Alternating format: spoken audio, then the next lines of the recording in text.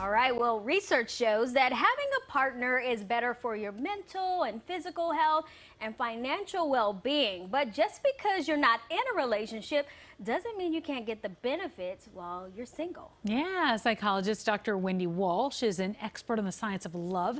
She joins us with ways to get all of the perks. Wendy, nice to see you. Nice to see you too. Well, let's talk about it. Let's start with the physical and the power of touch. Where can somebody get that hit of dopamine? Right. So researchers have always asked, what is it that this magic of relationships that help people live longer, accumulate more wealth, have better mental and physical health? And one of them is the dopamine and oxytocin, those important neurohormones that come with touch. I don't think it's a surprise to you to know that many single people today are now pet owners because they can get at least part of that from touching their pet. Also, getting regular massages, even if it's just a pedicure and a foot massage, making sure that you hug those that you have consent to hug, family members, close friends. Don't be afraid to hold that hug for 20 seconds. That's when your body releases enough dopamine for you to get the relaxation effect. So that's why I enjoyed that pedicure a little bit too much. Yes. All right, so Wendy, a lot of people still feel isolated. You touched on a few things there, but what can people do to really get social support now?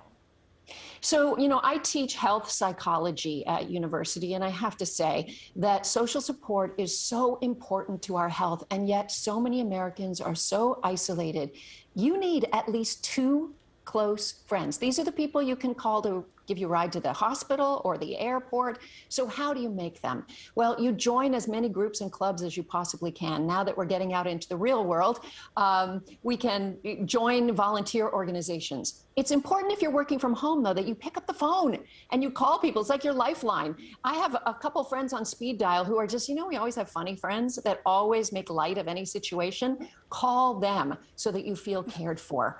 But take time to learn the social skills needed to make good friends. And it may be that you'll need a therapist to help you with that. All right. Well, finally, you say you have a friend who wants a little bit more out of the relationship than you do. So how do you set some boundaries with somebody that is in that friend zone, as we call it?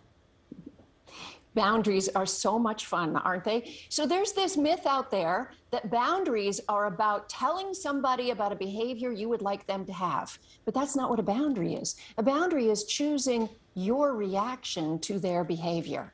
So if you have somebody in the friend zone who wants to be closer, you need to be clear and explicit. And if they are making overtures, you need to walk away and not be in contact with them. It's also kind of morally not fair to use them for their kindness if you know that they want a lot more. But boundaries are about a little safety gate around you, and you open it and close it based on the behavior of others that you accept.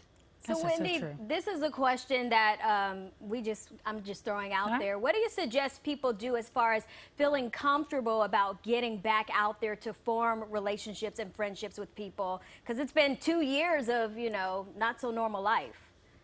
Well, my best advice is to get it out of the digital world as quickly as possible, exchange a few texts on a dating app, and then offer your phone number and have a phone conversation. And then, meet for a walk outside or a hike in the park or a quick coffee, not a date, not a formal heavy duty, who's going to pay, who's going to get dressed up kind of date, but keep it light because, these people that you're meeting online are real humans in your own zip code, and you might run into them at a business meeting. So think about that way.